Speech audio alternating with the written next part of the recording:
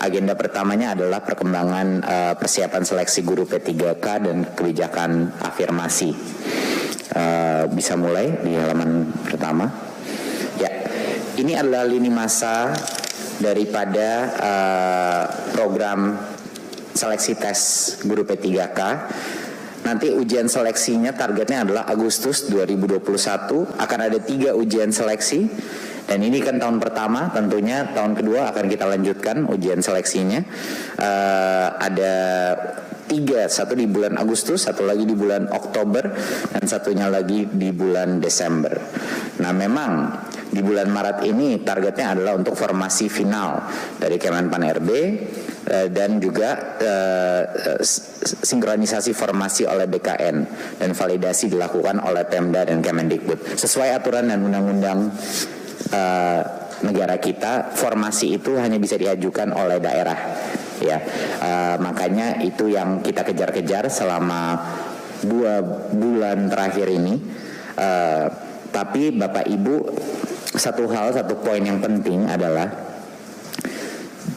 dari mana kita bisa mendapatkan sebenarnya komitmen dari Pan RB dan Kemenq dan hampir seluruh kabinet untuk mendapatkan komitmen alokasi sampai dengan 1 juta kapasitas, ya. Jadi ini bukan perekrutan 1 juta guru, mohon saya koreksi.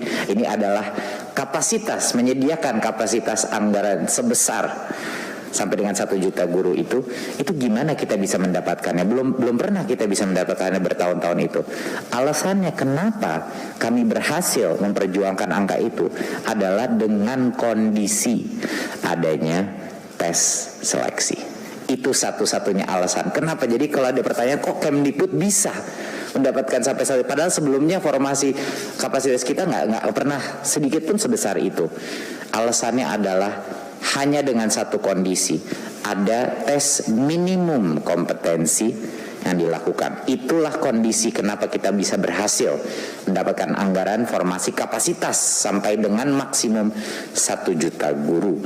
Nah, itulah alasannya Bapak Ibu. Jadi mohon dimengerti bahwa itulah kondisi permintaan kita. Makanya kita bisa mendapatkan itu. Jadi itu satu poin yang sangat penting untuk dipahami masyarakat, bahwa kondisi adanya tes seleksi itu tidak mungkin tidak ada gitu. Berikutnya, kami mendengar beberapa masukan bahwa mungkin ada isu dengan sosialisasi formasi P3K ini. Saya dengan keras harus menjawab ini bahwa seluruh dirjen kami dan termasuk saya sudah kunker ke Sulawesi, ke NTT, ke Papua. Jadi menteri pun dan Bapak Ibu Komisi 10, saya sudah mendengar banyak sekali Bapak Ibu di Komisi 10 sudah mensosialisasikan formasi. Bapak Ibu, masalahnya bukan sosialisasinya. Kita telah melakukan berbagai macam acara, webinar, Zoom untuk terus menyebut bahwa 1, tolong ajukan formasi, 2, pemerintah pusat akan mendanai menyiapkan biaya melalui DAU untuk semua formasi yang lulus tes P3K.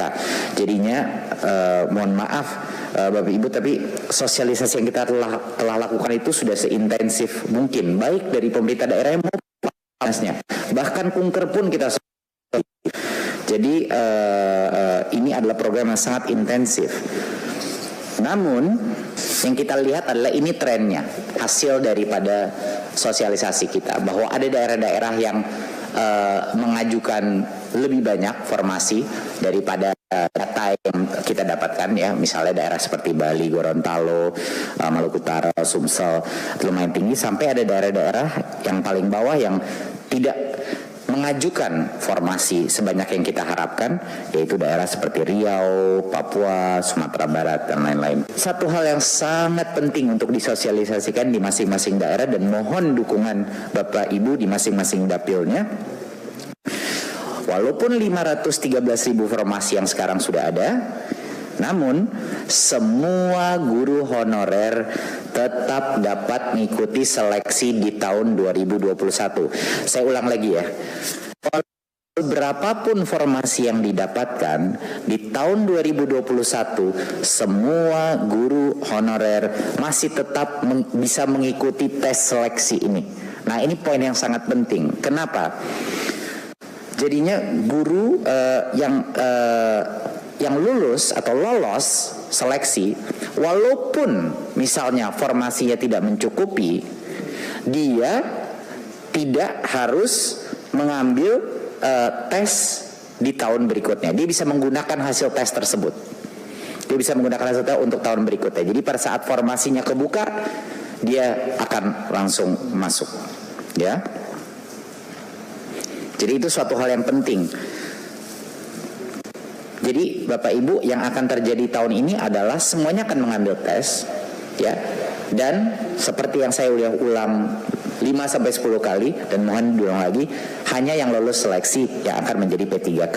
Jadinya kalaupun yang lolos seleksi itu di atas 500.000, ya, atau mungkin di daerah-daerah tertentu di mana formasinya belum terbuka, dia akan disiapkan untuk tahun berikutnya. Dan bulan adalah